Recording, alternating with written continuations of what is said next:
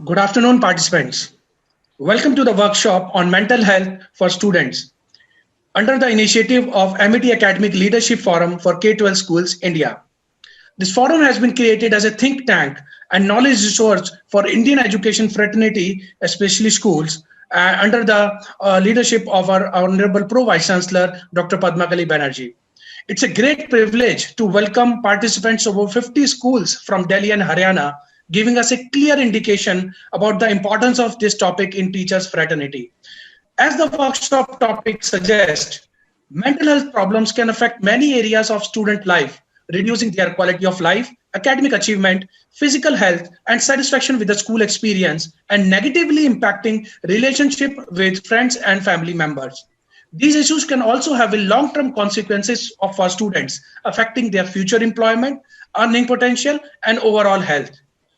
Mental health problems can affect a student's energy level, concentration, dependability, mental ability, and optimism, hindrance, performance. Research suggests that depression is also associated with low grade averages, and co-curricular depression and anxiety can increase this association.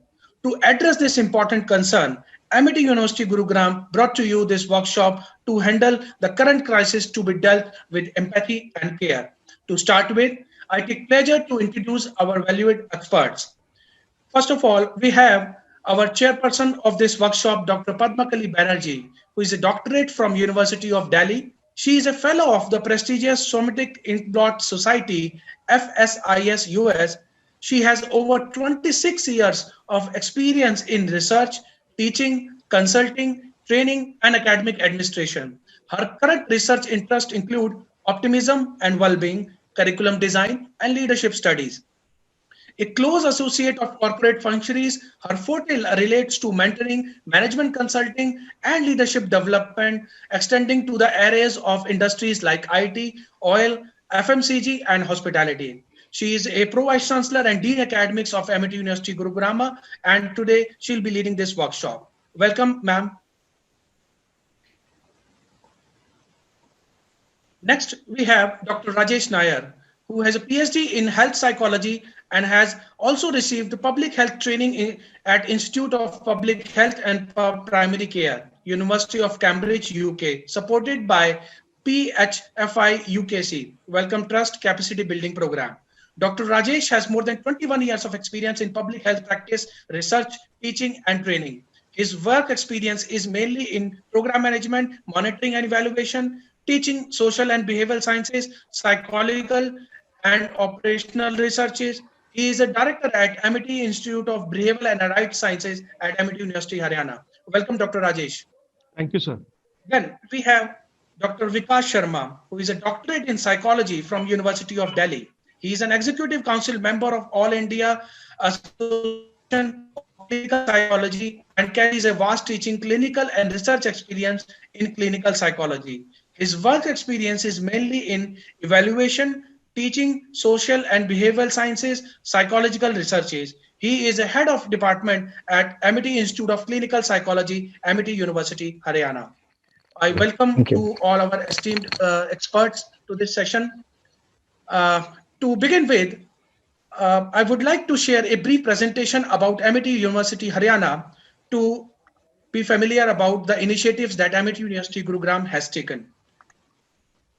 So welcome once again to all of you. Spread over 110 acre.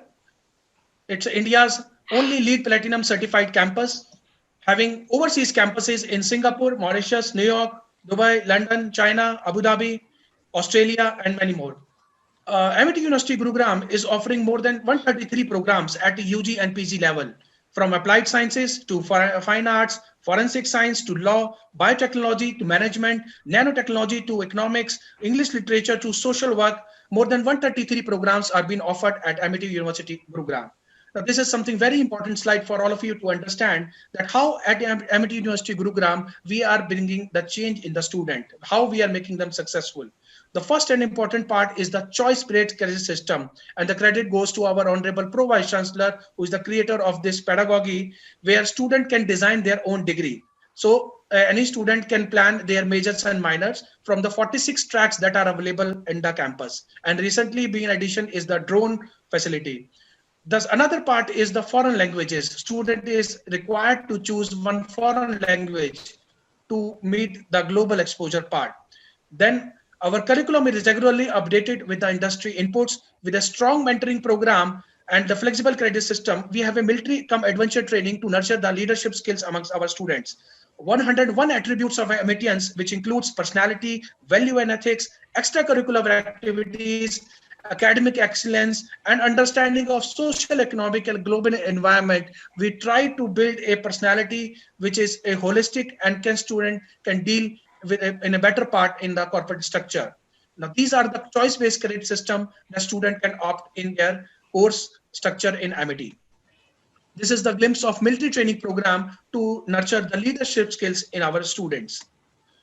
As a part of holistic development, this is the glimpse of 24 into 7 student club activities that run in the campus. More than 24 clubs are running in the campus, run by the students from Sakar to Udan and other social clubs, which are helping the nearby villages in the literacy and as well as taking care of their health also. Amity University Gurugram is a leading research and innovation driven university, and we have a strong focus. More than 165 patents have been filed as of now, and more than 30 crore funding has been given by the government and related agency, making us the leading research and development driven university in the Delhi NCR. These are the innovative projects that our students have developed, from RC plane to solar hybrid vehicle. These are the glimpse of the innovative projects that our students have made. To begin with, in our to make the student compensate with their employment, we have a corporate resource center where students are being regularly prepared for their corporate trainings, CEO dinner series, corporate meets, industry focused seminars, industrial visits, and short-term projects from the industry, which helps them to get into industry 4.0 and to equip them the required skills and nurture them with the interview skills for their final placements. Industry interaction with over 50 global gurus, from the top-notch gurus like Philip Kotler to Stephen Covey. All the top-notch gurus have been, and as industry professionals have been coming to our university to interact with the students. We have more than 80 university tie-ups across globe where student can have the global exposure. It is not only about getting the job, it is about being a job creator as well. And Amity has a strong emphasis in this, where we have Amity Innovation Incubator, where more than 42 companies have been established by Amity University students. More than 5,000 entrepreneurs, investors, technological attended events has been fostering the entrepreneurship ecosystem at our campus. This is a glimpse of our academic blocks. We have A block, which is dedicated to the science and research labs. We have B block, which is dedicated for the management, law, and journalism. C block is dedicated for the engineering and research labs. And D block is emphasis about architecture, psychology, and related other administrative areas. More than 300 faculties are residing in the campus, so students can have a great exposure after the college life. They can have a good interaction with the faculty also. More than 3,000 students are residing in the campus through boys and girls, 2,000 sitting capacity for the boys and 1,000 sitting capacity for the girls. We have more than 180 high-tech labs, where that is the reason we are the leading high-tech research and leading innovation university. For those who are sports enthusiastic, we have more than 20-acre sports complex, which helps the students to nurture their overall personality. More than 1,000 sitting capacity of the auditorium, cafeteria and food court from CCD to Dosa Plaza. All the multiple cuisine facility is available in the campus. And this all efforts that our esteemed faculties have been placing, we have some great placements at our campus. To give you an idea about the scholarship, we have 25% scholarship for those who scored 80% and above in their class 12. Those who scored 88% and above, we have 50% scholarship. And those who scored 93% and above, we have 100% scholarship for all the students. And there are students, those who scored 80% and above, there is a direct admission facility for all such students. And I feel very, very happy to mention that more than 50,000 students have scored scholarship in Amity Education Group. This is a glimpse of our 2020 batch placements, This is the BTech Computer Science, those who's been recently been placed in NIT even in the COVID-19 times. This is the glimpse of our BSc Animation and Visual Graphics students, those who got placed. This is the placement of our psychology students who got a 10 lakh package in BSc Clinical Psychology. There's a company called Lido. Then students of computer science got selected in Capgemini, is a leading IT company. The student of our MBA, Byju's, he got selected. Daksh Sethi, he got selected in Byju's and IT. He got a dual offer. Then students of computer science, and this is one of our student, Mayank Shekhar, who started his own company when he was in the campus itself. He's a law student and has started the Legal Bias and currently being recognized as the best online law education platform. This is the biotechnological student placements, and this is the glimpse of our BBA students that's been recently placed in the Jaro education.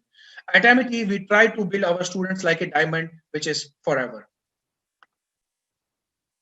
Thank you for listening to me. Now I would request our chairperson of this workshop, Dr. Padmakali Banerjee, to please proceed for the session. Please, ma'am. Thank you, Sachin. That was a great presentation. And as can see on the screen, we have more than as I speak, the numbers are going up, nearly 250 participants, 235 plus, and it is increasing as I speak. First of all, I am very happy that today, during these times of pre-Christmas and New Year, because I believe in hope. So I'm sure that the next few weeks, a lot of you would be planning for the new year. So I once again welcome each one of you to Amity University, Gurgaon, the virtual platform. Of course, we are a sustainable campus. We are a platinum LEED green campus. And in the sustainable area, we are also focusing on different aspects of sustainability. So if you look at the global goals, the goal 3, SDG Sustainable Developmental Goals, SDG 3 is on health and well-being. So in fact, I think this is such an important session, and I'm feeling very delighted that I'm with so many of the leaders in the area of school education and K-12 schools, primarily having principals, counselors, senior teachers, administrators. And with me, I have two very distinguished experts with me in my team who are also going to share this session with me. And we are going to go through a very interesting next 1.5 hours, 2 hour session with you, where we are trying to understand that what is really going on. I mean, we have been talking so much about this unprecedented times. We have been talking a lot on social distancing. We have been talking a lot about the physical issues that people have faced. And we are just talking about the bad news. But I would want, because my IT team would have I kept the chat session box open, I suppose. IT team, I hope the chat box is open. So I would want each one of you to at least text one initiative that you are proud of, that you have taken either as a school teacher or as an administrator or as a principal during these times in your school. So you are free to write it in the chat box, make it brief, and we will make note of it. So you're all welcome to do that. Second, I just wanted to start with a small story because, as academic leaders, as experts, I think the primary goal is to bring in the trust. The trust plays a very important role when you're leading an institution, when you're a teacher, when you're an administrator. So one of the things that I want to tell you is a very interesting story. Many of you may have read about it. Once during the birthday of Mahatma Gandhi, a lot of people would come to pay respect. So a lady came to say that, Mahatma, you did do so much for people. So I want to gift you something. So Mahatma ji said, well, I don't need any gift because, I am a Swami. I hardly have anything. I believe in simple living. So I don't need anything. But she kept on insisting that, Mahatma ji, I would like to do something. Then he said, in those times, it was a time when caste system was very much prevalent in India. So he said, okay, then when you go back home, please employ a non-Brahmin cook. She was a little, she was coming from a Brahmin family. She looked a little shocked, but she went back. And then he said, "You can come back to me after 3 days." So, as Mahatma said, the woman had kept the cook. And after 3 days, she came back. He said, "Mahatma, I have done what you have done. I hope you're happy." So, the point is here, she kept the cook. She said, "I don't know why you told me.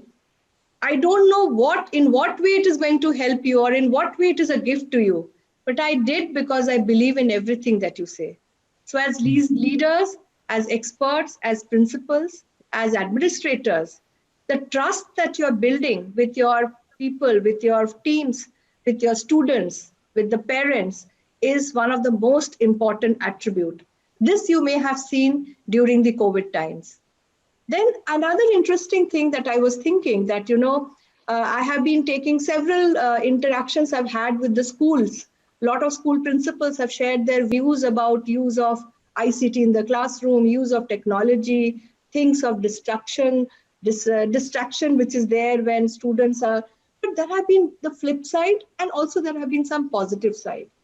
One of the things that we have seen that during these times, who have been the better survivors in terms of taking the right decisions are the people who have been able to, hold on to their resilience. People who have been able to, you know, handle the chaos.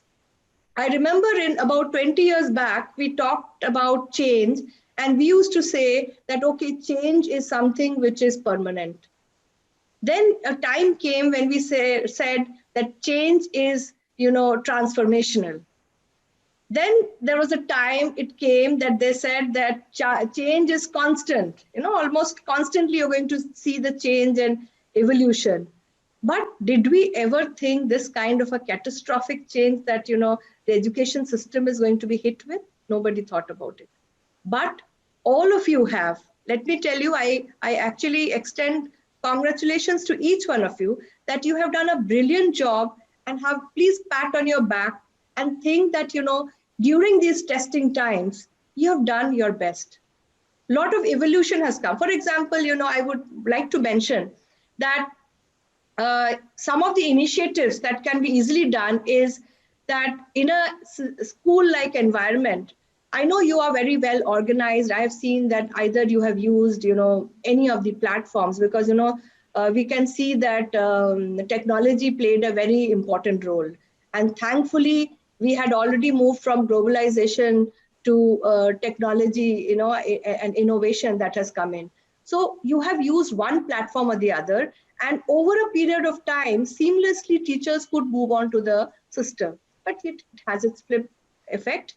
And also there is a lot of impact on the health and the mental health and well-being of students, as well as each one of you. Because it is not easy to heal others unless you are yourselves healed.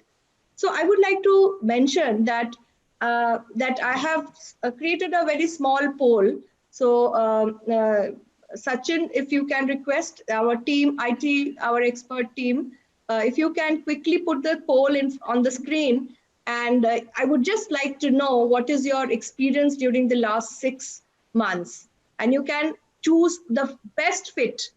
The question is, during the past month of COVID-19 crisis, I have experienced. Out of them, which is the maximum you closest to your choice, you please choose that.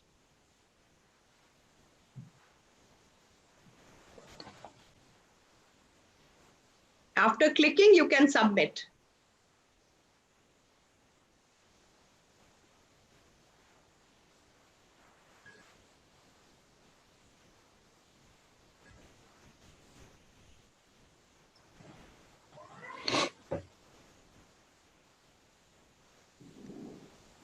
We'll keep it open for another 30 seconds. The poll, I'm sure you're all at it.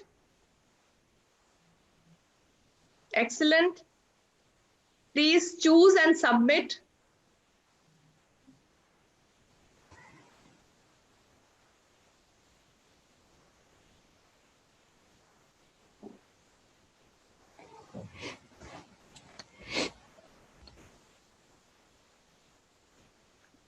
Great. So my IT team, can we close the poll and get the result on the screen? Okay. So, you can see your result that the maximum choice has been stress and anxiety, followed by uncertainty and despair. Now, these two can actually make our lives very difficult. Thank you very much. We will record this and I will need it later. Thank you very much. Of course, some people have also experienced sleeplessness or sleep disorders or sleep disturbances, and many of us may have also experienced loneliness. And some of us may have experienced a little bit of everything. So you can understand that these unprecedented times in the school environment, you have faced with large number of challenges. So I'm not going to touch upon those challenges because you know the best what you've handled. But in my chat box, I could see many initiatives that you have taken, right from doing community work to social work, to having introduced life skills and resource bank on school website. This is coming from Namita Sharma. Then there are other options also. Then Dr. Rajesh, can you read out some of the chat, what they have written? Sure, ma'am. Sure, ma'am. What they have done is, so I will go through first what they have done as such Yes. during this troubled time. So one participant, Namita, has written that had made counseling available for parents and students both. Life skill resource bank has been made and has been put on the school's website. Another participant, Kavita Chaudhary, has mentioned keep the communication alive between teacher and the student and parents. So teacher has managed to bridge the communication between the students and their parents. Keep the communication open for anybody who would require help. Then Miss Shikha Mehra has said that as a school teacher at Yuva Shakti Model School at Rohini, trying my best to make new digital platform comfortable. As you said, ma'am, technology has actually made our life better, though initial rakaks were there, but now we are able to adapt ourselves to the technology.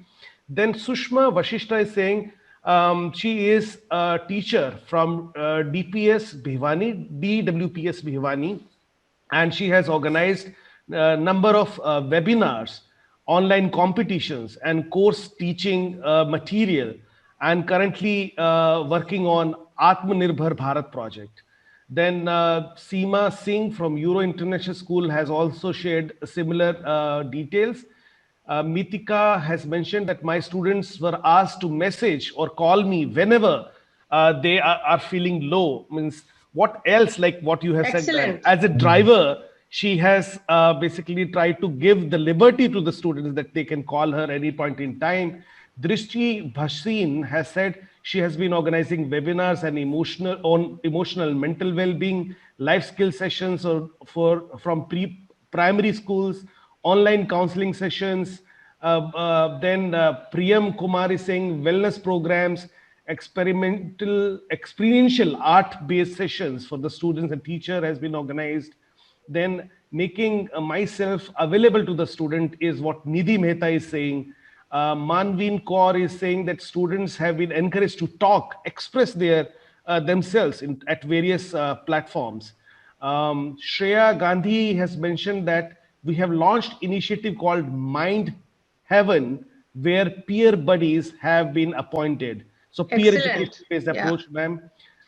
Great. I think, some of them we are reading, but others I'm recording so that, we are going to work on this area and try to find out what are the best practices that we are doing in India.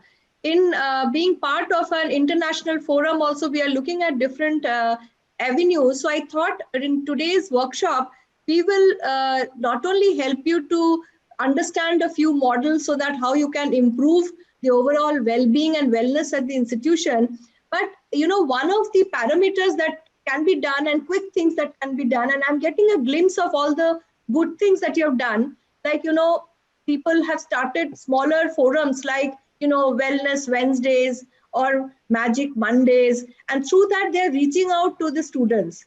then there was always an inhibition about the social media. Now, during the COVID times, we have seen the social engagement groups on the social media, be it on Facebook, which are monitored well by the institution, or on certain other handles, or on your ERP system.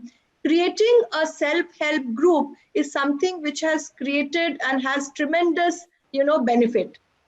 The other aspect which I thought I must bring to you is that, while doing all of this, because see, there is not the best way of doing things. You can randomly choose what you have done. You have evolved into a system where you could give a good decision. Students who have undergone financial crisis, for example, a lot of people went homeless. Lot of parents may have lost jobs. We have seen a completely turbulent times during these periods. So school principals and experts found it very difficult to, in fact, handle those kind of challenges. So while dealing with the technology, and there could have been maybe one, computer at home and 5 people using the same computer. So there was a time sharing problem.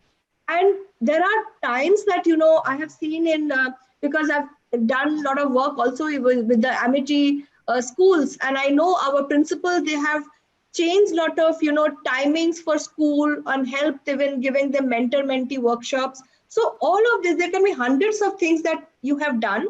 So these are some of the initiatives which are very critical, but we will try to understand a little bit the importance of, well-being in a little more deeper sense, so that it can be part and parcel of our school curriculum, the way we are able to target, because we are all in schools driven towards success.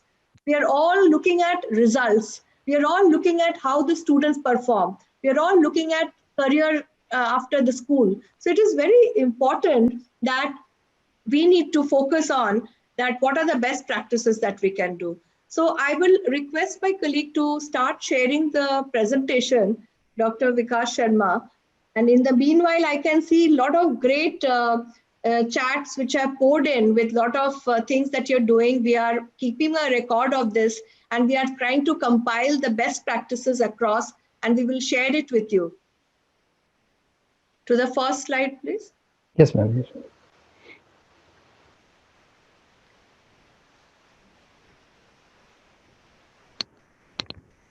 Right. So once again, it was a very interesting last few minutes with you. We have received a great, chat and interactive session. So by now, I can feel your presence, because initially it was the team here and my IT team, and I could see the numbers. But after you started writing on the wall, I could actually experience that who you are, and such lovely experts from different schools in and around NCR. And so welcome once again to our workshop on mental health and well-being of students. And here, when we are talking about well-being, I would like to keep it more broader. It is well-being for all.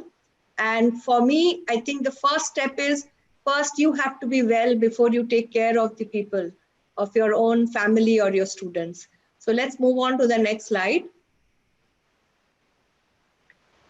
So I think this is something which is very critical. We have always been talking about, I think school counselors, I think it has been happening in India for the last 50 years. But if you look at the way the counseling has changed and the need for counseling has come after every decade, things have changed a lot. So we are looking at, in a counseling in schools, the relationship that you create with the counselors, because sometimes a student may feel the inhibition of talking to their own class teacher regarding some of the issues that they may be facing at home, or they may be the fear of being judged. So it is important to have separate counselors who are able to interact with the students. And of course, there is the role of mentors as class teachers who are interacting day in and day out in the schools. So there is a relationship that is built between the counselors and the students. So there is a lot of help that they receive. And, this whole process of identification of individual student needs is very critical. So while you need to do a little bit of, testing, to identify the individual needs of the students. So it is not all one size fits all. So you have to have different kinds of methods to help the students who are facing different problems in the school. Then it is also important, after you do screening, that means you've already done a training need analysis, or a counseling mentor-mentee system can be set up, and developmental abilities and competencies. You are able to identify the competencies among the children. You're able to identify where they are lacking, and accordingly, with a good collaboration with the academic teachers and the counselors, work together on individual students. So I think today individual attention is very important, because we are all in a system that during the online, if you saw that you were in a classroom, but they still had individual problems that the student encountered. So there is importance to have personalized attention, especially during these times of crisis. And I keep mentioning that these students, I think I have so much of compassion and love for these children of today's time, and I keep calling them learners in crisis, because we have never witnessed what they are witnessing now. So whatever it may be, they may have been better in social media, they have been better in technology, but come to think of it, this uncertainty that they have, that what's going to happen to me. Think of the children who are going to take their board examinations in March. Still now we do not know how things will be happening. Things are evolving. Although we have had very good government policies, the NEP which has come in, but it will take time to get implemented in the way that both the policymakers as well as the school authorities are working out the best ways. So I think there again, coming back, that communication, one of the participants have talked about the importance of communication. Yes, I think it is one of the best ways. I take the example of Germany, that, when this COVID had hit, in Germany, what the first thing that was communicated, that not only that how it is a dreaded disease, but that it can impact up to 70% of the population, and it can lead to the death of people. So that kind of communication, it became very easy to implement, because people get to know. So you need to communicate the correct things, and building that trust around you. So whatever you say, that's going to be a lot of value. So each one of you are almost like Mahatma to your students. So whatever you say, they're going to follow it. So as a counselor, there has to be a lot of ethics and values that needs to be practiced. Then facilitation of informed decision making. Obviously, that at the end of the day, a counselor's role is also like a sounding board. Not all the time a counselor should be taking decisions. So decision making would be a process where they will interact with the students, and then they together take a decision. Sometimes you have to bring in family counseling, and that's how decisions are taken. And this is an overarching continuous process. It's like a continuous learning. So it gets evolved, and you have to now think in school that this particular platform have to be now addressed. So that technology is now by your side. So the cyber counseling, online counseling, there was a lot of inhibition. Even I would have thought 10 times doing a psychotherapy in an online mode. But during the crisis times, we have realized that what is more important is handling the problems rather than looking at the means. So I think online face-to-face communication is also very useful. It is sometimes time-bound. You can handle one-on-one. It can be kept confidential. It can be made private. So that way, counseling online is also a very good solution. Creating a lot of dashboards, student dashboard for that matter, in the school is going to be very important, where the common problems can be looked into with deeper understanding. Having experts, like, this is something that we love to do. We are doing a lot of research in this area, on the area of building, concentration, distraction, helping students with learning difficulties. So, in the flow of a presentation, as my colleagues will take you now ahead, you will see. So let me go to the next slide. So I think if you look at challenges are also there along with the things that you do. So I would now request my colleague, Dr. Rajesh Nair, to start with the next slides, and I will come back to you on the questions and answers session as well. And sometimes I will be doing a teamwork, so we'll be all three of us will be talking to all of you. And it's Thank you, been ma'am. wonderful again. Great participation from you.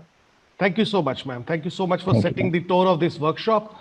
And thank you so much, all the participants, for giving wonderful ideas and sharing your experiences that what you have been doing during this troubled time of COVID-19 pandemic.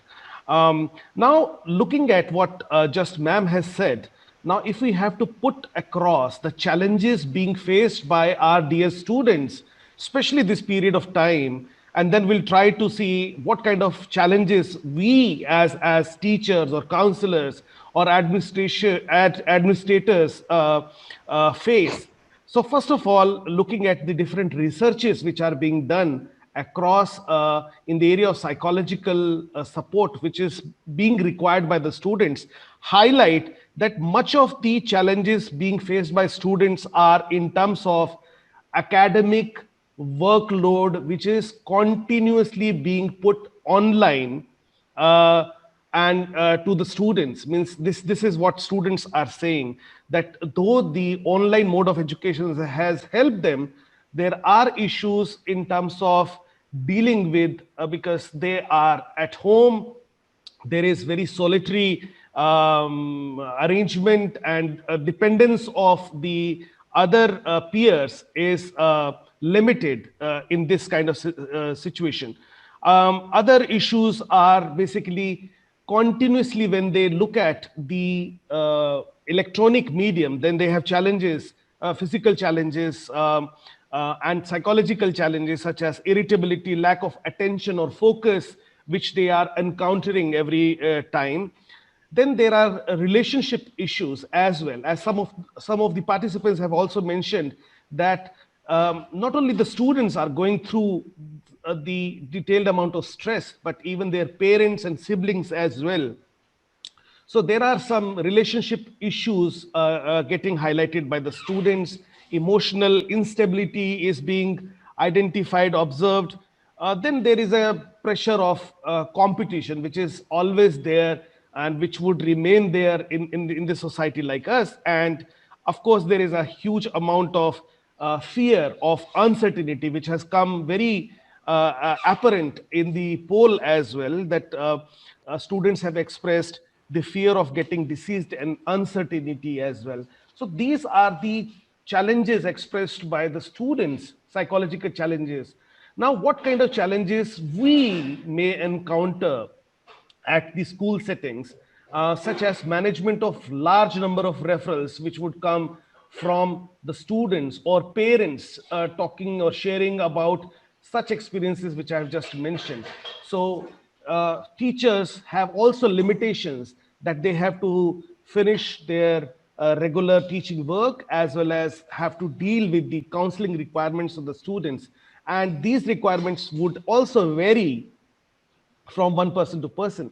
Second is skill development to address the needs. Now, there is continuous requirement of skill within the counselors as well, because some of these requirements would be very new at times and we do not know how to deal with it. So we may have to fall upon to another colleague. Like in my case, I talked to my friend Dr. Vikas, who's a clinical psychologist, to provide more clinical interventions. So continuous skill development is another challenge which we may come across.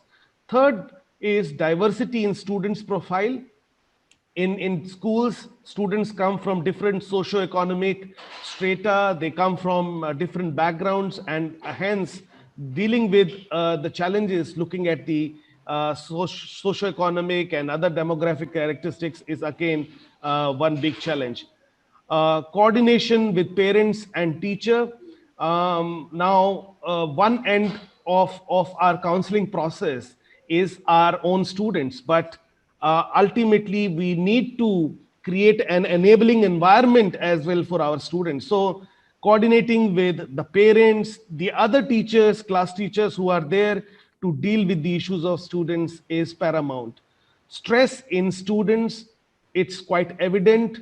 Of course, it has changed situation from academics to other issues to now this very situation of uncertainty caused by the pandemic,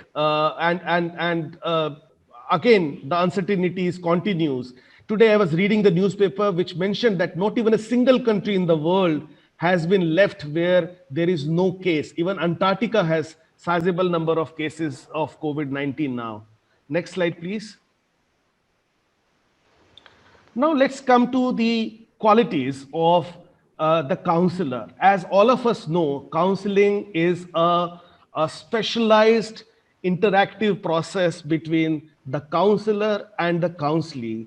So it requires some amount of skills, and we continuously require to update our skills over a period of time. We need to evaluate it ourselves. At times, it is also important that institutions identify the ways of evaluating those skills of the people so that there is a positive environment, and within that positive environment we are able to build the capacities and qualities of our counselors there. So these qualities which we are talking about here in this slide is, of course, good listening skill, so that we are able to first hear it out, what is the requirement of the student, and then we are able to help the student, because counseling is a helping process. It is an assistance which we provide to the counselee, and we try to enable the client or our counselee or our student so that they are capacitated to take the right kind of decisions for themselves. So the goal, the counseling goal we talk about, is actually created by both counselor and counselee. So this very important quality of the counselor is to be a little more understanding of the ethics, patience, compassion,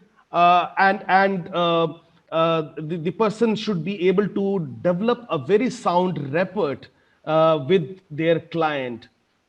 Paraphrasing is another skill whereby, after listening to the requirement of the student, we are able to sum it up in a way that we understand whether the client is able to get the right kind of message, whether the client is able to understand that we have understood the kind of pain, the kind of situation the person is going through, and most importantly, maintaining the confidentiality, trustworthiness, maintaining the required what you call is the support which is required by the counseling.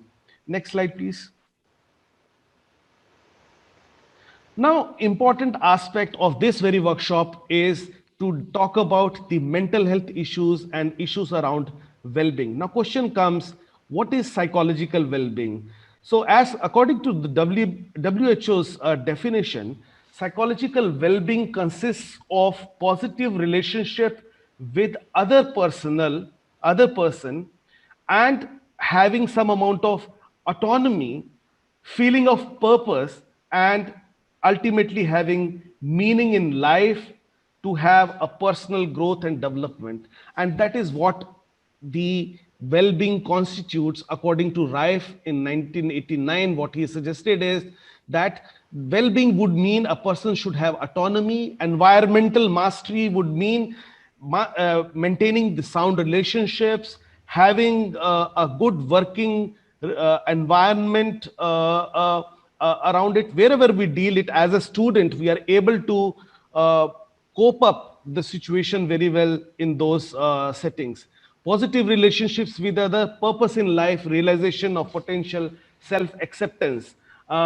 So for achieving psychological well-being, it can be attained by achieving a state of balance by both accepting the challenges and also rewarding the life events. So basically, the person should enjoy, in our case, the student should be able to enjoy the challenges which they are facing, and secondly,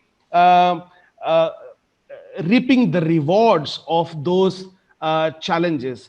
So basically, as counselor, as teacher, we need to enable our students to attain the psychological well-being. So we can be very instrumental in helping our students to achieve their well-being.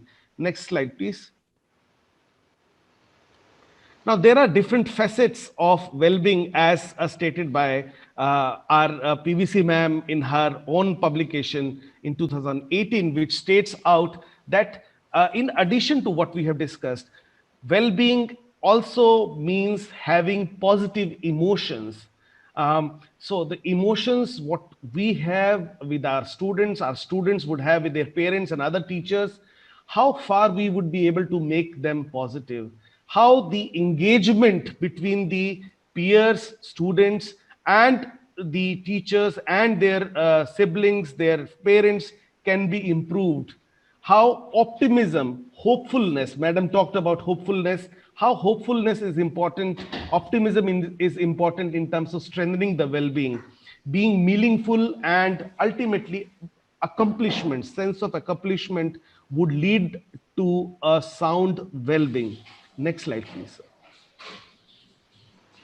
Now, in terms of helping the counseling, at times what we have seen, or maybe we have used psychological tests, which basically complement the way we would want to design our counseling process, the way we would want to set the goal of our counseling, right? So psychological tests, they complement.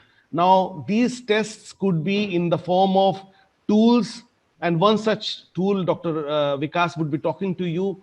Then there are other methods such as clinical interviews, behavioral observations, school reports, which help us in terms of designing the right kind of counseling process. As I said, counseling is a specialized interactive process, and it takes time to deliver as per the goals stated by the dual that is client and the counselor. Next slide, sir. Now, how basically these tools or counseling helps us in terms of improving the aspects around the personality of our clients. Now, if you look at the qualities of these tools, what we just talked about, it tries to help us basically measuring the cognition, the learning part of our client, personality, what kind of personality type that student is, what are the best ways of dealing with that particular student we can learn from by using these personality tests, which could be qualitative and quantitative also in nature. Then studying the interpersonal relationships, and most importantly, the psychopathological aspects, such of the thoughts which probably have got submerged, or the client or the student is not able to talk about, vent out, and because of certain peculiar situations, for example, if they have seen something happening around them and they're not able to vent it out, that may cause some kind of challenges at later part of their life. So addressing those hidden aspects which may lead to some kind of psychological disorders, or other psychological issues, psychopathology or psychopathological aspects of the students can also be measured by using these tests, psychological tools. Next slide, please.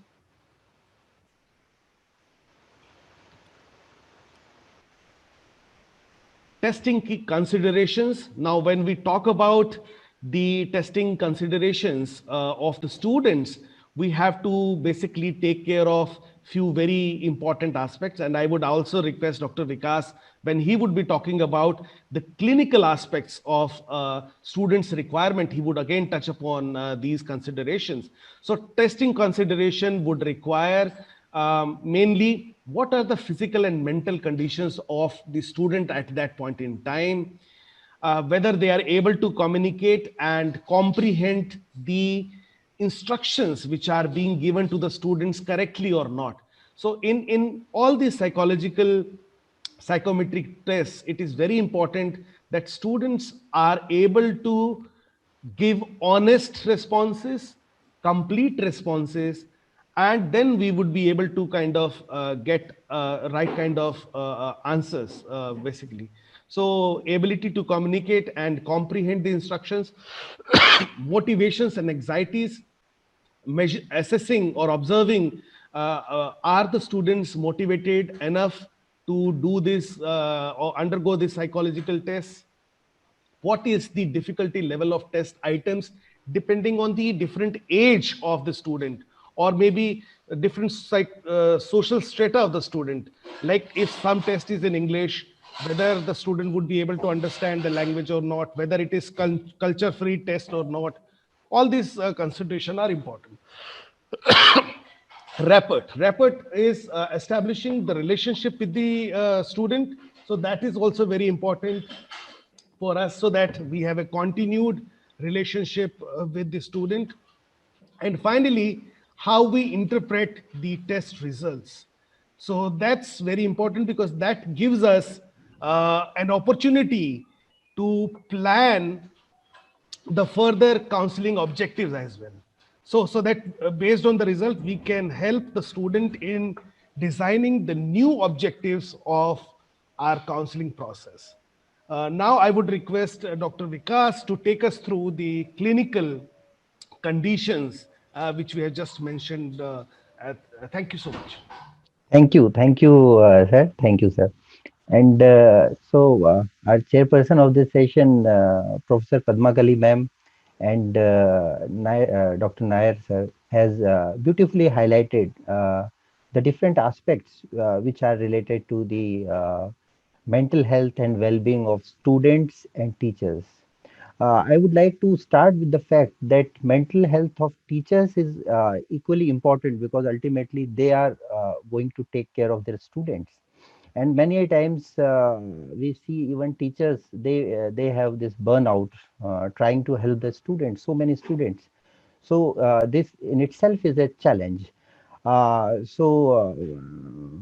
The previous speakers have already covered the positive psychological models of mental health and well-being. Being a clinical psychologist, I'll be giving more emphasis on the clinical aspects of mental health and well-being. So, if we see a variety of clinical conditions the students may be having, like they may be having anxiety, they may be having depression, they may be having personality disorders, they may be having addiction, hyperkinesis or attention deficit hyperactivity disorder, psychosis, learning disorder, disability, hysteria, conduct disorders, and autism. So there are myriad of clinical conditions which may be presented to us by the students. And it is possible that in many cases, when there is already a maybe a diagnosable clinical condition, so we may not be in a position to help our students in best possible manner. So in those cases, it is better that we refer those students to the trained mental health professionals who are there. So it is a good idea to keep a list of resources, mental health resources available around us, so that in case we identify that our students are presenting with behavioral problems, lot of behavioral problems. I think behavior is something which all of us can observe, and the students, and more specifically if you talk about young children, so mostly you'll find the behavioral problems. So we can keep record of their behavioral problems, and if we find that there are a lot of maladaptive behaviors, and if it is becoming very difficult for us to manage the students, then we can refer those students to the counselors, and counselors in turn can take the decision whether they want to deal with those issues in the school, or they want to refer those children to some other mental health professionals. And if we see here, there are certain conditions like learning disability or maybe intellectual disability, So in this condition, even in autism, there are disability benefits which are there. So the students can get those benefits provided they are getting assessed and a disability certificate is issued to them. So such kind of facilities, such kind of provisions are also there, which we can very much avail in the school settings. So when we talk about counseling, in school settings, so it starts with setting up of goals. Then we need to do the baseline assessment. Then we need to plan our intervention, what kind of intervention we want to give to the children, to the students. And finally, evaluation, whether to what extent our intervention is helping the children, helping our clients, helping the students. So these are the steps which are generally involved whenever we are trying to provide psychological services to our students.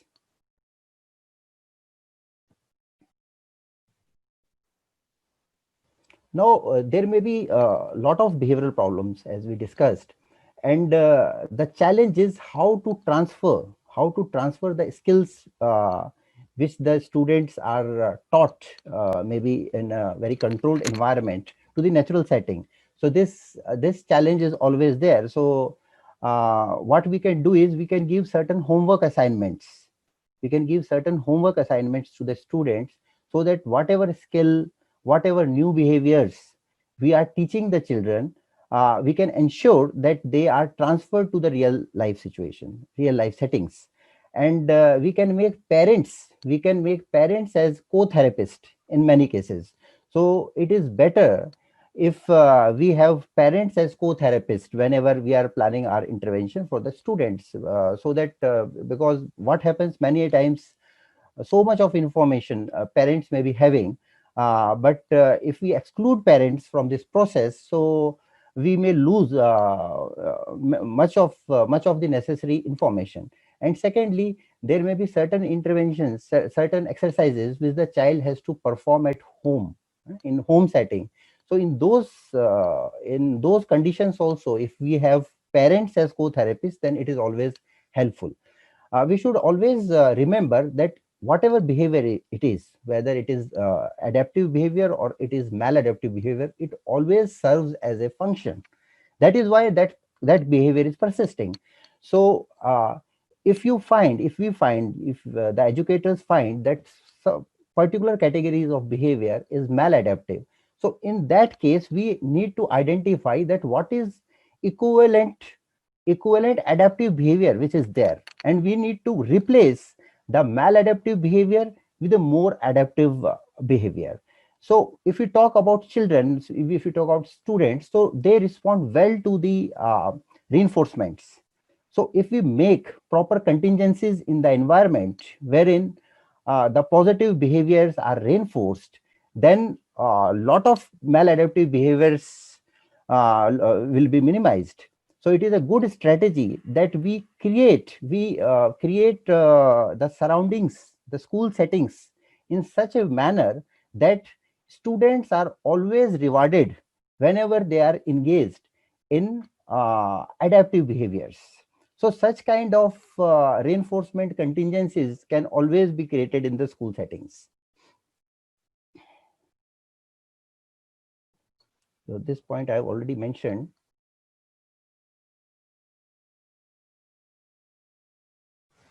Now there are many techniques which can be used whenever we are dealing with the mental health or well-being issues of our students. So if we start with the behavioral techniques more, because behavior is something which we can observe. And in most of the cases, if we talk to children, especially the young children, it is very difficult to identify their thoughts, what they are thinking, but it is easier to see what they are doing. So behavior is something which we can observe. That is why in our presentation we are giving more focus to the behavioral management of various issues which are there in the school settings. So if we talk about behavior things, like a lot of questions were there in the chat box, and we all were going through that. So people say that even nowadays the students are finding it very difficult to actually manage so much of information which is coming through online. So even students are disturbed, even teachers are disturbed, educators are disturbed, because they need to spend so much time online, sitting online. So what is happening is life is becoming monotonous. So here we talk about activity scheduling.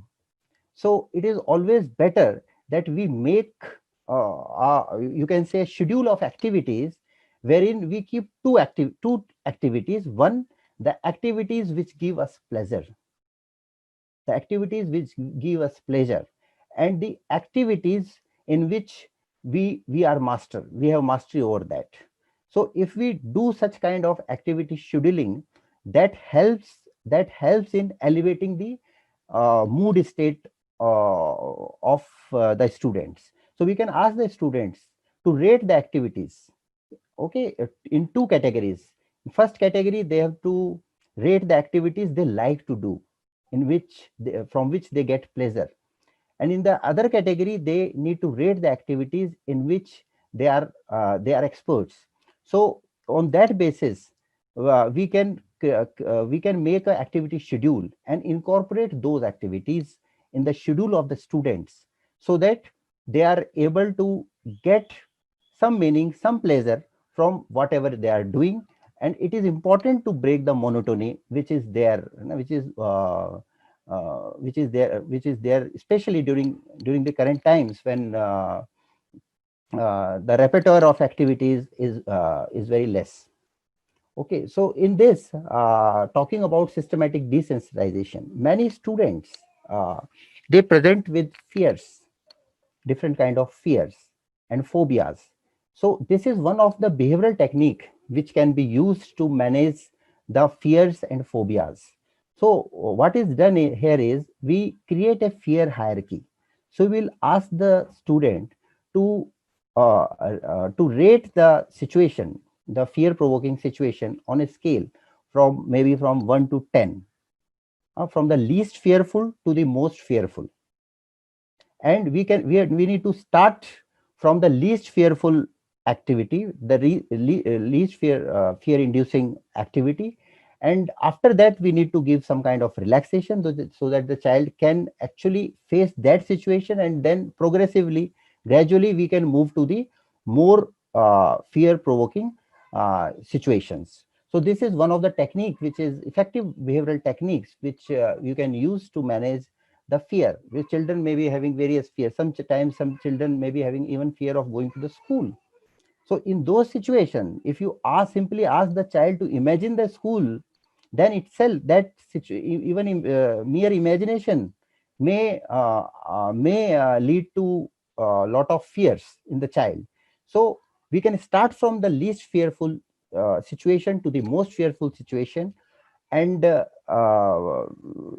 by making a fear hierarchy and then relaxing the child.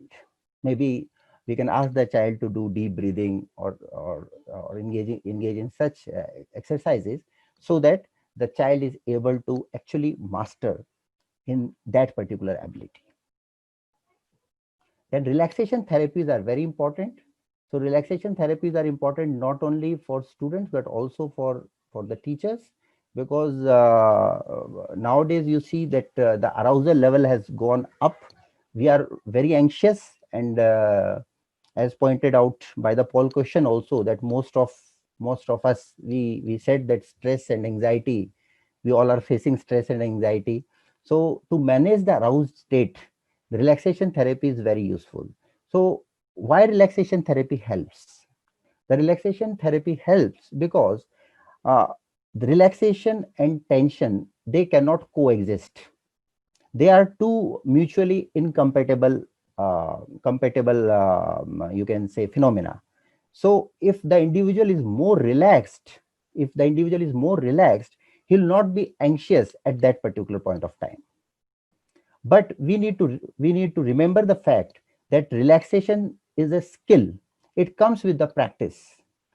One session of relaxation training may not be helpful. So if we practice the relaxation therapy, any particular relaxation technique, if practice it over a period of time, then what happens? That becomes a portable skill which can be used in a variety of settings. So many times the students ask this question that, okay, we have learned this relaxation technique, or we are doing deep breathing. Do we have to do it when actually we are in that situation which is leading to anxiety or arousal? For example, when we are writing the examination, the answer is no. Why? Because if you are only associating a particular exercise with a particular situation, it may not yield much benefits. The idea behind training the relaxation therapy is that this should become very much part of the individual, so that whenever the individual is aroused, whenever the individual is anxious, he is able to gain control over his physiologically aroused state. So that is possible only when the relaxation therapy has become a sort of skill, a portable skill. So it is a very popular and a very powerful tool. It seems very simple. It seems very simple, but it is very helpful.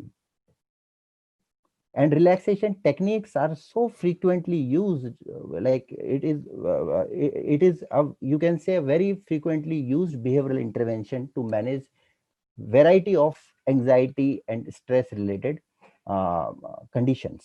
So this is an important intervention which we wanted to highlight in today's workshop.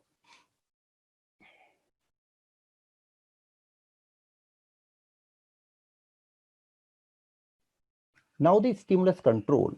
So a variety of stimulus controls our behavior. A galaxy of stimulus controls our behavior. So we are surrounded with with a variety of stimulus conditions. When we see a beautiful park, we feel like taking a walk, or we feel like sitting there. So what is happening in here is that the stimulus, the park, is asking us, we can say, to take a walk. So similarly, a variety of stimulus around us are there. So when we talk about stimulus, stimulus control with respect to the school setting. So what is stimulus? The stimulus may be the classroom. If we talk about when the child is having classes from the home, then the room from which the child is operating may be the stimulus. So it is always better that the stimulus is such where the desired behavior is more likely. So that is why we always say to our parents, to the parents of the children, that you please decorate the room, put some toys there, or maybe good paintings in the room, so that the stimulus value of the room is enhanced, and it becomes a stimulus more for the academic learning. So this is a very important technique which is used even in the case of sleep disorders. Like many participants, they shared that the students or they themselves, they are having difficulties in sleep. So if the stimulus controlled interventions are very helpful, even when we talk about managing the sleep related problems. So if you see from the stimulus control perspective. In fact, Dr. Vikas touched upon this very important aspect, because, the sleep cycles have gone for a toss, be it for the students.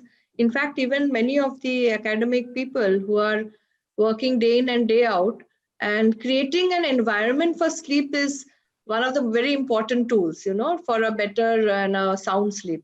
Because a lot of people have reached out to me during these times, are having problems, not only the geriatric population, not only the elderly. It is happening now to the youngsters, and also it is happening to all of us. I mean, all age groups. So be it at the age of, 12-year-olds to the 60, 70-year-olds. So I think this is a very important point. Yes, thank you, ma'am. Thank you, ma'am. So basically, like what happens, the bed should be the stimulus for sleep, but when the people suffers from sleep difficulty or insomnia, the bed no longer remains stimulus for sleep, but bed becomes stimulus for wakefulness.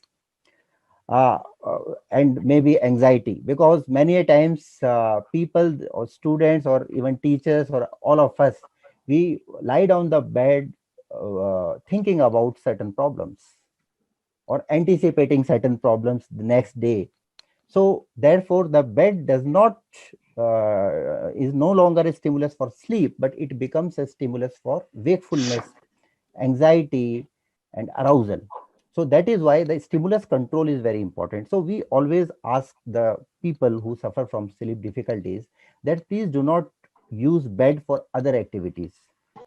Say for many times people use bed for eating, for watching television.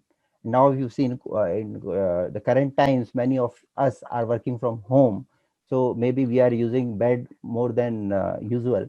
So it is quite likely that the bed is now stimulus for other activities and not for sleep. So it is important that this property is of bed is maintained. So if some person is having difficulty falling asleep, if he lie down on the bed, so we always say that, see, if you are not able to sleep maybe after 30 minutes, so you can leave your bed and sit on a chair maybe for 20 minutes and then again go to the bed.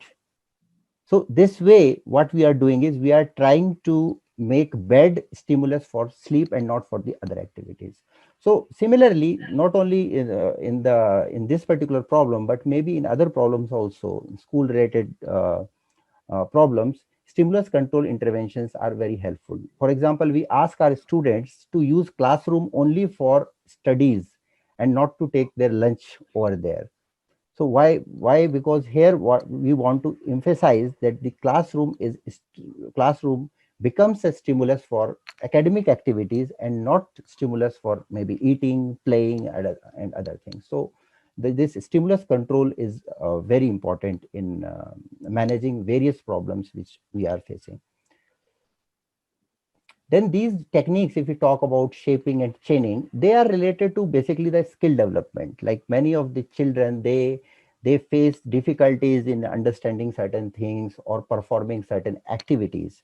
So if we go step by step, so if we break the activity in smaller components and then teach one component at a time, and after the child is able to master that particular component, we are giving reinforcements. So this is a simpler way of teaching a skill.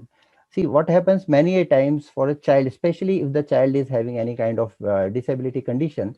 The child may be different from the other child. That child is maybe different from the other child. So he has certain abilities, no doubt about that.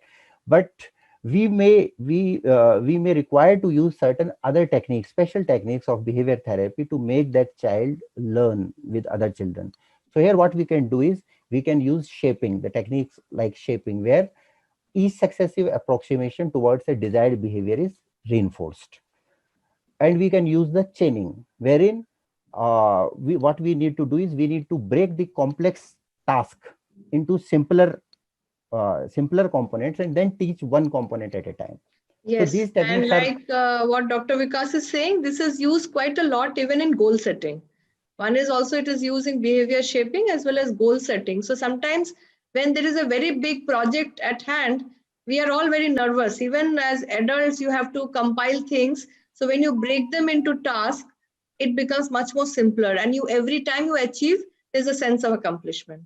And Dr. Vikas, I think on the time we are doing a bit slow. So I think we'll have to move so that we are able to come to your next slides also. right.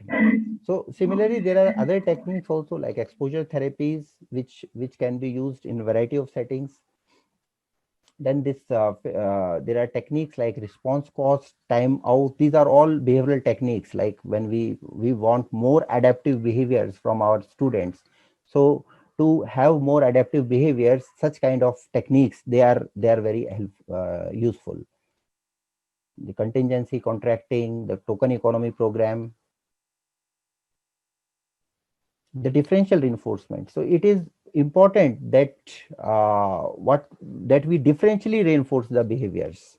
So if we want that one behavior which is maladaptive, another behavior which is adaptive. So if the child is engaging in even in adaptive behavior at particular point of time, so the child should be reinforced so that the adaptive behavior, it replaces the maladaptive behavior. This is what we want to do when we are using the differential reinforcement techniques with our students. So there may be many ways through which we can do it. For example, if a child is engaging in, say, hand flapping behavior, so here, if we want to stop this particular behavior, which is maladaptive, so what we can do is we can ask the child to engage in another behavior, which is incompatible with this particular behavior. For example, we can ask the child to do a writing work. So if the child is doing writing, he cannot do hand flapping at that time.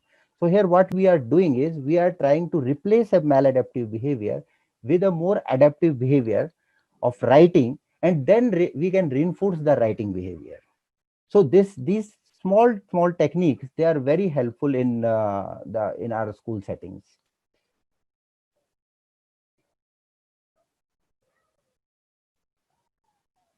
Then these are basically, we can talk, if we talk about the resources which are available to us, then the resources may be related to the problem solving skills, the self-regulation, self-appreciation, the self-efficacy, positive attachment relationships, organized home environment, parents involvement, and positive family climate. So these are some of the resources which are there, which we can use.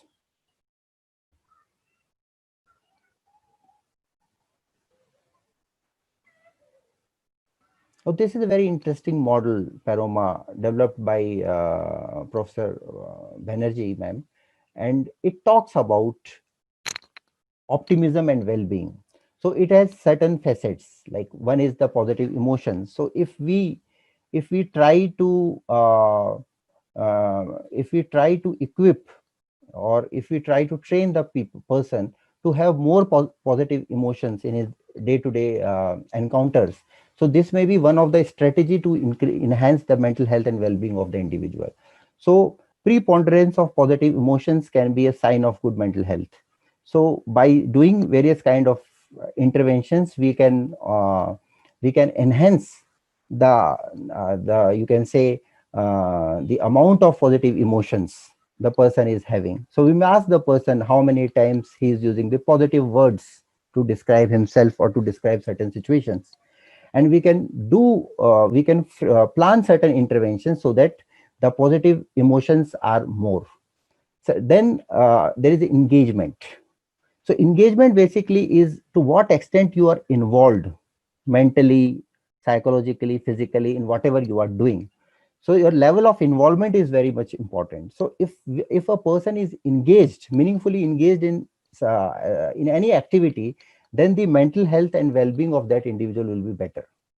For example, if you are totally engrossed and engaged in today's workshop, so now the chances of getting negative thoughts is very less, is very unlikely.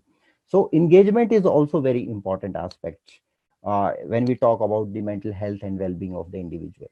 Then the relationship, the quality of relationship which we are having, or the students are having, maybe with the significant others.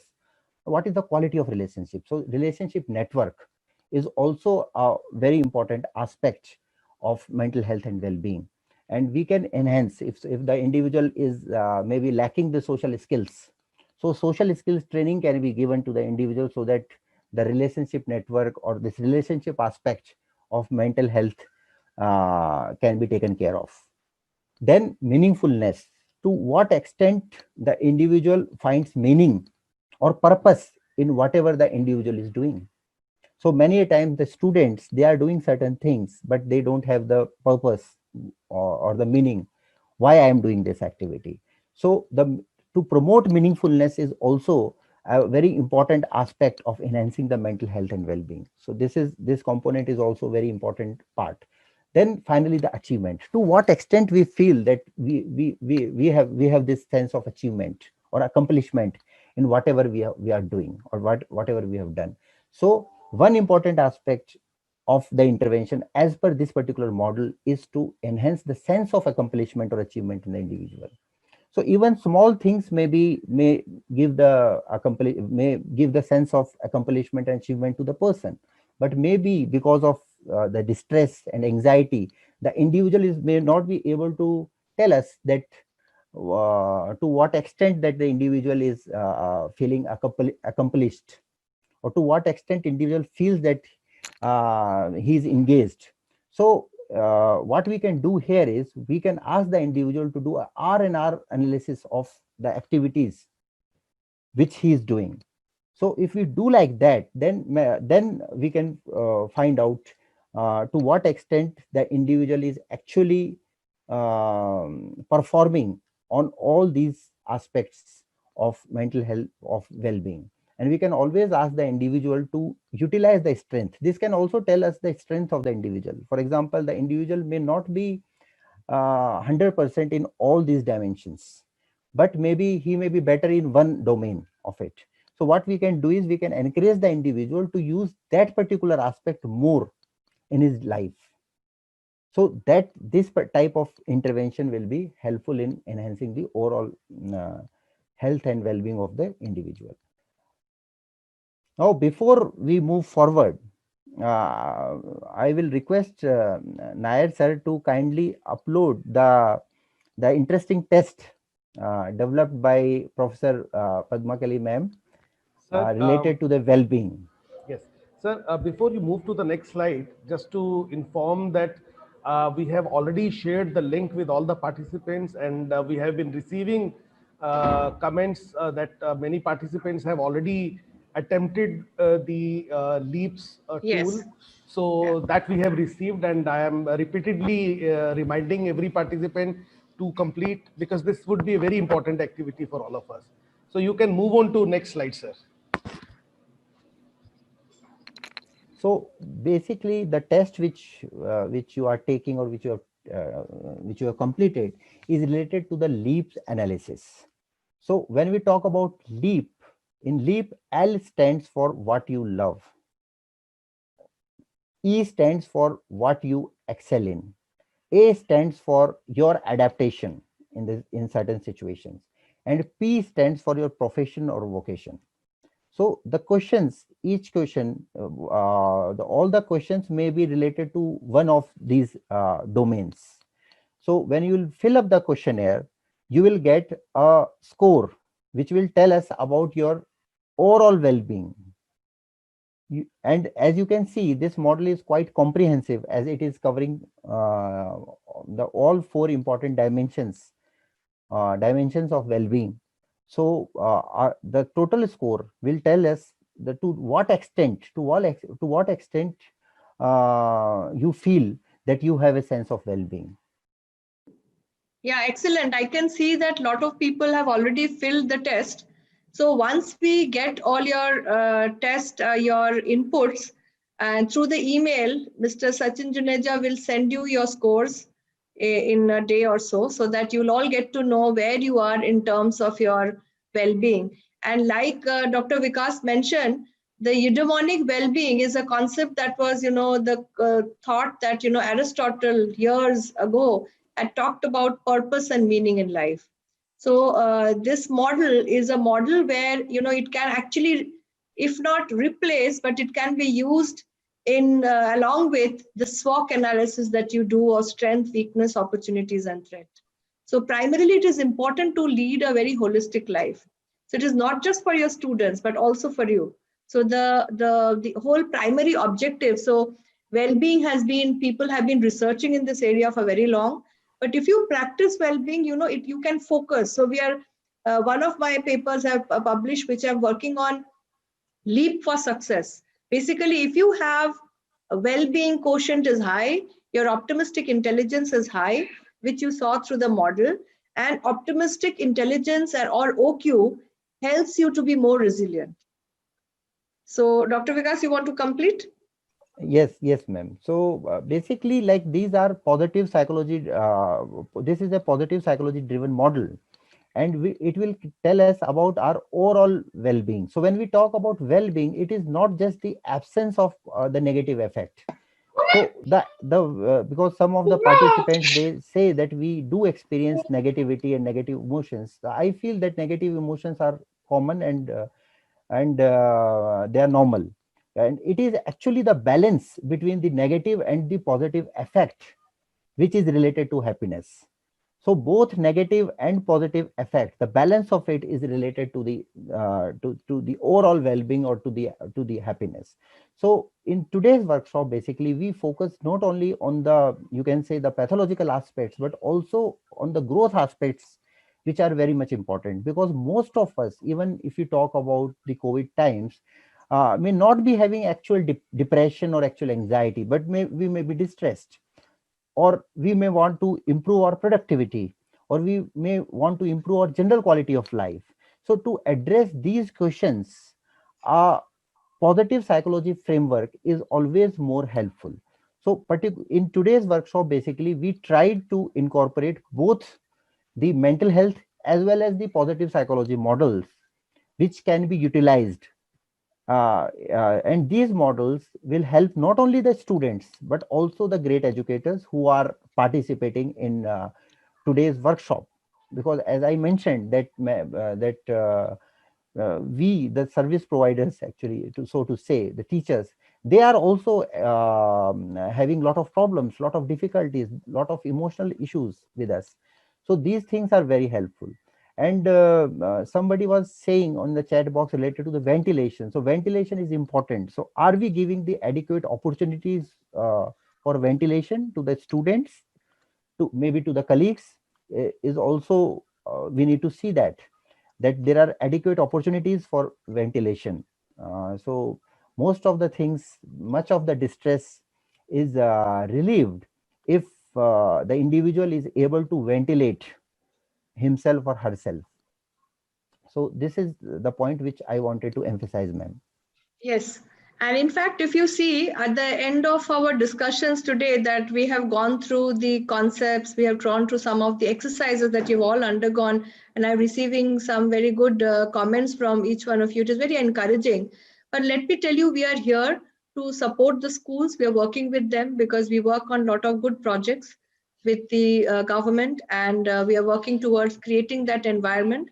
And personally also, I'm very keen in the age group where we can do a lot for the education system, plan out better environment within schools so that there is better learning. And what is most important, because we have seen that along with the students, you have to pay a lot of attention to your teachers and counselors, and of course as principals and all of us, even as senior administration, even I need to heal in order to heal people.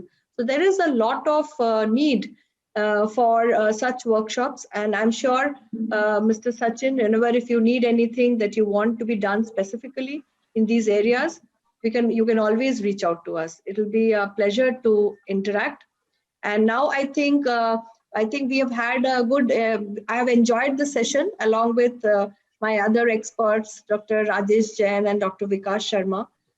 We have a very strong department. This is a part of Faculty of Management Studies and Behavioral Science, and we have a very two strong departments of psychology and as well as clinical psychology, and very interesting programs are there. And most of our students, after doing these programs, are going whether internationally or to the national good universities, institutions. They're getting very good placement. Now there is a field, there's a need for well-being. So I think school well-being should be one of the areas that you should focus on. And associated to that, I mean, curriculum is important, technology is important, but if you do not have the right kind of mental or emotional stability, it is going to be very difficult.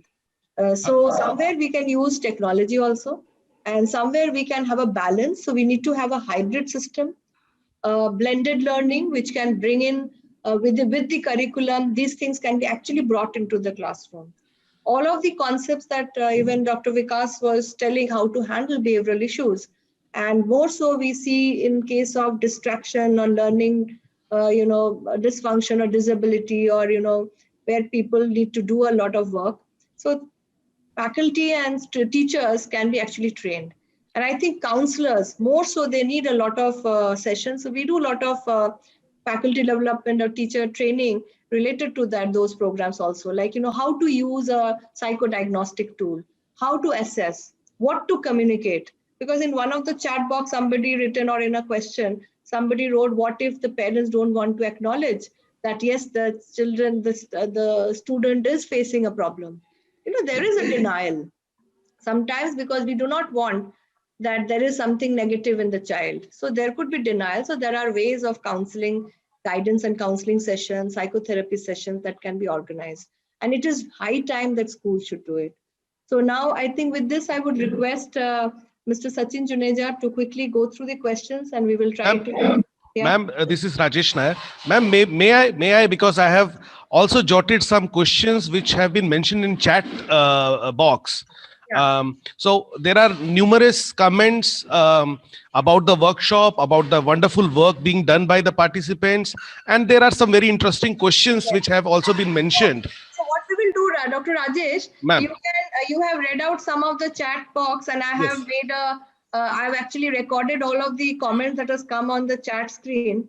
I was thinking between you and Mr. Sachin, if we can handle the questions. Sure, ma'am. Right, ma'am.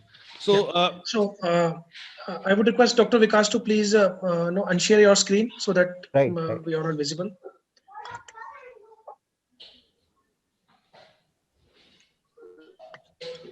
Yeah, thanks. So the first question that has been asked by Ms. Sapna Batra ma'am, Professor ma'am, maybe you would like to take it. How can we motivate them for academic improvement as they are not showing improvement in their aspect even after personal talk, online remedials, etc. I mean, for the student aspect. You're talking about academic improvement?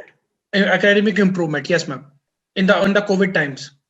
See, I think this is a very good but a very difficult question, because we are not going to see an impact of any kind of intervention that you do during these times, because any behavioral change or any change will take time. So basically, 3-4 things that we can do. One is the group size of such, we need to identify, like I said that you need to use some of the diagnostic tools to identify where the problem is. Is there an attention deficit issue? Is there an issue related to some personal problems going at home? Or is there an understanding issue or learning, disability? So it is very critical to first identify, diagnose where the problem is, so that then you can add on mentoring and, review sessions. So those kind of ways we have seen. We have also seen, buddy system sometimes helps. So if you are able to create good work groups within the classroom, so then there is a lot of team learning that takes place also. And involving the parents, but in a way, not as a complaint that you're doing nothing, that we are teaching so hard, but it is about inclusivity. How do you include the parents in the decisions, like Dr. Vikas was mentioning? Perfect. The next question we have from Bright Carvalho. When a child is under so much pressure from academics, how can we proceed with strengthening their ability to build positive attitude? Maybe Dr. Rajesh, you would like to take it? Okay. First of all, it's very good that as teachers, as counselors, we are recognizing this very issue that students are going through this troubled time. This is very important for us. Now, to have positive attitude, as ma'am has said, there has to be menu of activities. Not a single size would fit all. So we have to think of different activities. Students who are especially going through some difficult behavior, probably we have to give more time to them, more constructive inputs to be given to those students, and interaction with their parents needs to be done. There would be some interesting non-academic activities as well, depending on the student's strength, which can be identified and can be done. So that's very important. And we should keep on realizing, and like what PVC ma'am said, patting ourselves that we are instrumental during this period of time, that we are being able to help the students in this difficult situation. So both the things would go simultaneously, keeping ourselves motivated, because many times we will not be able to help the students come what may, how best we are. There are individual differences would play a role, but we have to keep on working with the students with the zeal. Each one of us to walk an extra mile. That is what I would say. And we are walking extra mile in such situations. Right. Right. Next question. I think it is this to be done by Dr. Padmakali ma'am only. As you said, only a healed person can heal someone. Very true. Now, what my question is, how to heal yourself? It has been a long time we are trying to heal ourselves, student, and now we ourselves have been saturated. Suggest something to heal ourselves to help be more efficient to our students. Absolutely. I mean, there is no one answer to this. There are a couple of things. In fact, one of my articles I have written in the business world also, I was talking about the overall well-being during COVID times. I was just thinking, and this question came that, this has been a very different era. What we are saying is a different era. And this is something we know this is a catastrophic time, but this is also a time, remember, that you are making a difference. So a lot of people told me, what a year 2020 has been. But I told them, when you in 2021, when you look back and see what you have done, that is the time it'll motivate you a lot. So something that we need to have a record of what we're doing. What is been seen that if you do journaling, try to write out what you're doing, that becomes a great motivator. Number two, that we see that we have talked about sleep cycles. I have seen, including me, I have seen sometimes, because there is so much of work pressure, that your sleep cycles are going for a toss. Doesn't matter if you're sleeping late, but at least try to maintain some healthy hours of sleep. Because I know there is also a household pressure of work at home. So some time back, even people did not have house help. And at least in India, we are so used to having help. Then there is another very important, like if you saw the Peroma model of relationship network, this is also a time to create a kind of a synergistic network around you, not just your professional colleague, which is very important, you need to have, but you need to have a ventilation among your near and dear ones with your friends and family. And finally, please reach out to experts. I think, why are the therapists there? They're not there only to treat disorders. They're there to help people who are at the threshold. Because, we have seen that people who reach out, they're able to get a goal. So when you're seeking help, professional help, you're always guided in the correct manner. So there are no, something Google supporting you or some sort of, but when you're reaching out for a proper help, you get a better understanding. So see, this is a mix of all of that. Healing is important, and at your own level, because I stress a lot on self-management. The other important thing that you need to do, spend some time in any spiritual pursuits. It could be a meditative session that you want to do. You want to take a walk in the park. You want to spend some, you should create a space in your home where it will have full of energy. You can create that, because that's what I've seen when I'm counseling or doing a psychotherapy or hypnotic relaxation. You like to create a space in your household, and there you'll see the energy level is high. Why do you think when you pray, when you in your puja room, or wherever whether you're doing any of the gurdwara or wherever you go, why do you think there's so much of energy? Because your mindset is changed there. Perfect, ma'am. Perfect. Dr. Vikas, this is for you. How to handle a students, especially when parent support is not available? I think this question has been asked twice or thrice by various counselors here. So I have combined this as a one question to you. So how to handle the such students? Okay. So I think it is a difficult question, Dr. Vikas. I know you have given very good solutions, but when you mean by, I have actually a counter question to this. When you're saying not available, in the sense, are you talking about a child, I do not know, who does not have from a homeless family, or where you feel that the parent have other problems that they're not able to pay attention? Yes. So I think there, Dr. Vikas, you can answer. But to my thing, again, mentoring, individual counseling, understanding the child issues are very important before we take a decision. But Dr. Vikas, you can add some of the other thoughts. Yes, ma'am. Yes, ma'am.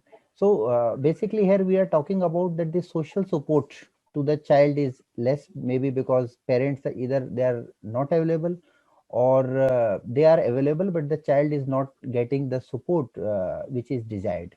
So here I think the joint sessions, if parents are available, but somewhat they are not able to somehow provide the kind of support the child requires.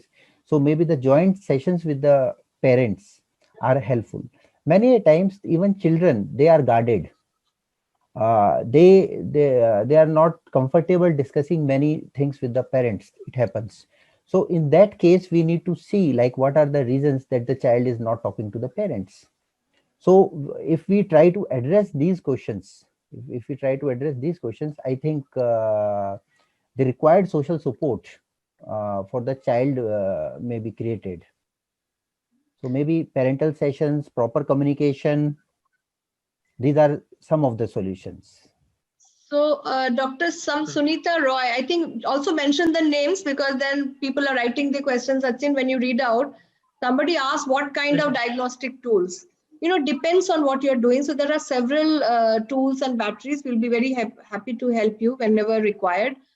Can be done through trained psychologists and professionals.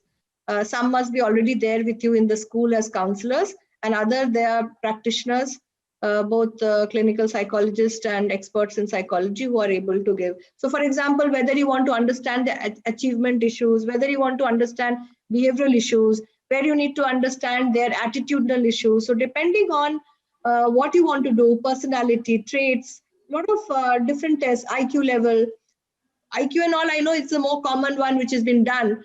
So today people are not so much worried on IQ because people have gone beyond that to understand now the OQ, your optimistic intelligence or your EQ, to understand how to deal with the changing times. Yes. Yeah, Sachin. Right. Yeah. The next question is how to handle the students. Who's asked the question? Who's asking Okay. this? Just Read out the name. Yeah, Mithika Seth has asked this question: how to deal the students with special needs, even when parents are having tough time with them. Okay. So, ma'am, can I answer this question? Yeah, please go ahead. Okay. So, when we talk about children with special needs, so maybe we need to psychoeducate the parents that there is help available. There are so many professionals who are actually trained in dealing with that. And when actually, if you see parents, yes, they have this concern. So many a times we ask the parents that they can even form a support group type of a thing, parent support group, wherein the parents of the children who have like children with special needs, they can have discussions, they can ventilate their emotions. So such sessions are helpful for the parents, and we should always inform the parents that the help is available. And now if you see, there are a lot of benefits. I think I mentioned that point earlier also, the disability benefits are also available, provided the proper certification is done by the mental health professionals. So that kind of such kind of suggestions are always helpful. Right, very rightly said. Next question we have from Bright Carvalho: how to de-stress a child during pandemic? So I think in particular to study, maybe we'd like to mention, or as a normal. So I think we are almost we have understood that there is a lot of stress.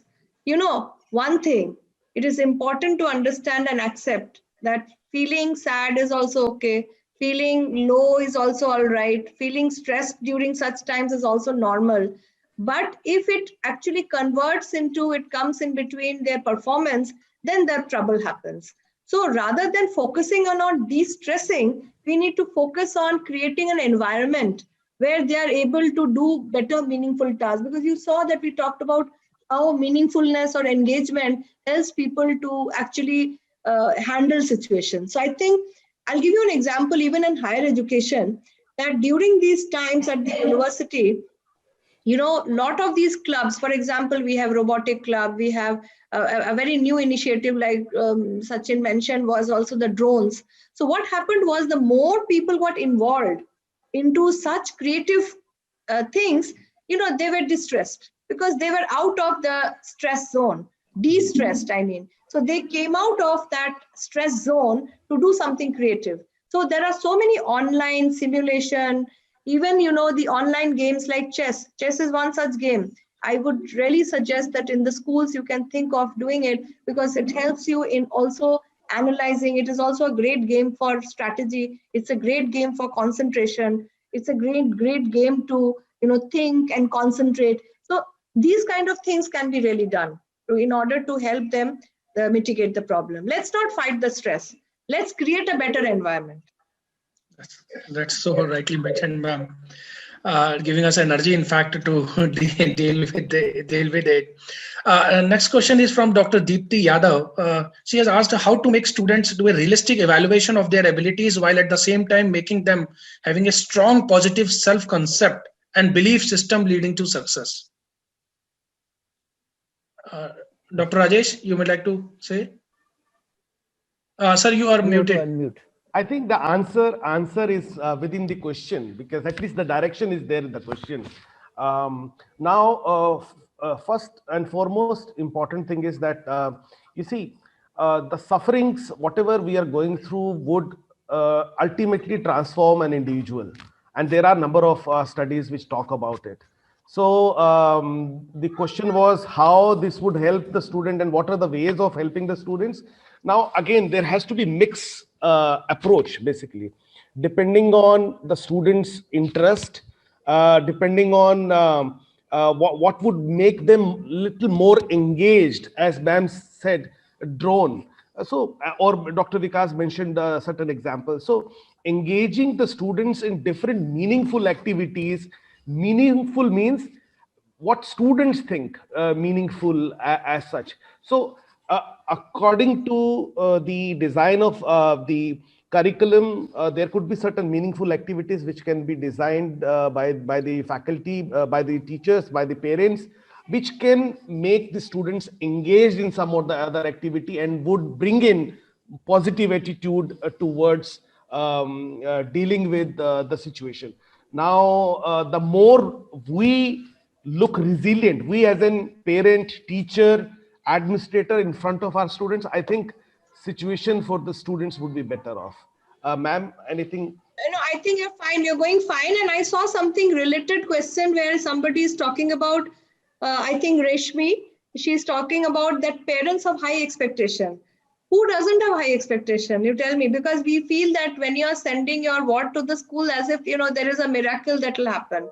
But I believe in miracles of reality, that the focus of school administration is also creating a world-class environment for growth, nurturing your talent. You're winning so many, awards and recognition for the education that you're imparting. There is so much of innovation in teaching learning. So I think today's time, curriculum delivery is going to be very important, not just the curriculum design, not just what is there in the syllabi, but who is teaching, how you are teaching, what you're doing. It cannot be like an in-person classroom.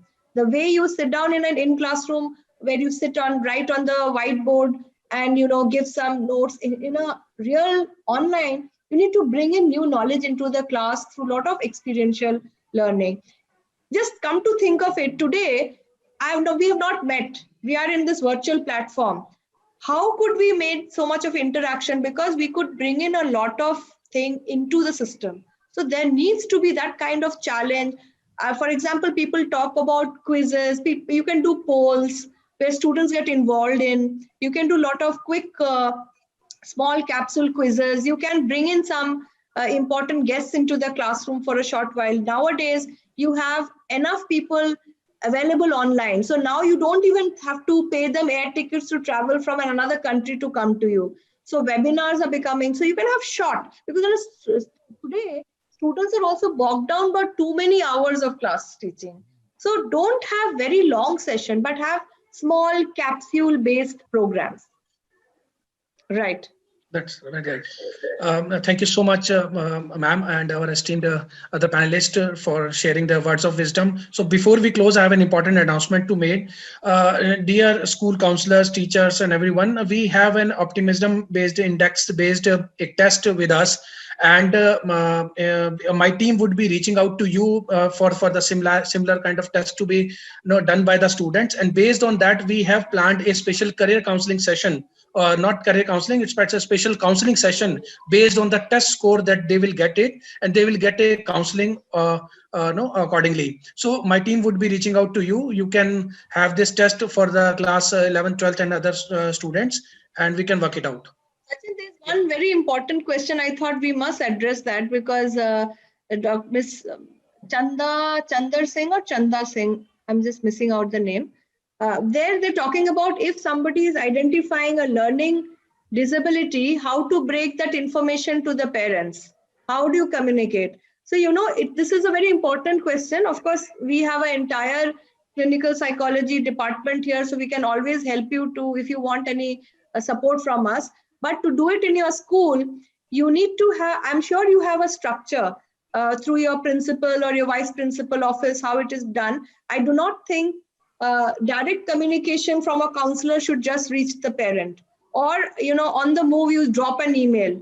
It has to be done either online or in person, while face-to-face interaction is very important, and you need to break it slowly rather than just tell them that I think there is something utterly wrong with your child, or the child is doing this. So I think there is a particular method of how you are able to, there is a concept called emotional first aid. So whenever there is a problem, even in hospital, people go and there could have been a major accident. So to break that important information, you need to do a little bit of an emotional first aid with them. So you need to understand how the family is, what they are. So I think there has to be a structured way within the school setup that who is interacting with it could be the class teacher, it could be the vice principal, depending on the structure and the processes that you handle in the school. That's all that I have to say, but there are many questions we missed out, but we have made a note of it through Mr. Sachin's email. Maybe we will try to complete and give you answers to as many questions as possible, but you can always reach out because, at the university, we also have a lot of interesting initiatives like, you have Inspire program, you have clubs and activities, students can work on animation, robotics. So any school who are interested to take part in those competitions can write to Sachin, and we will be very happy to. And when post-COVID, when our times will be normal, I would love to see each one of you on our campus.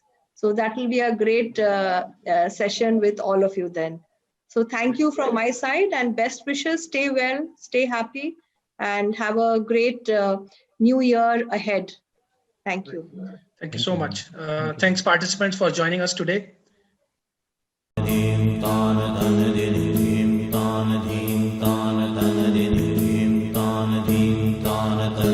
Did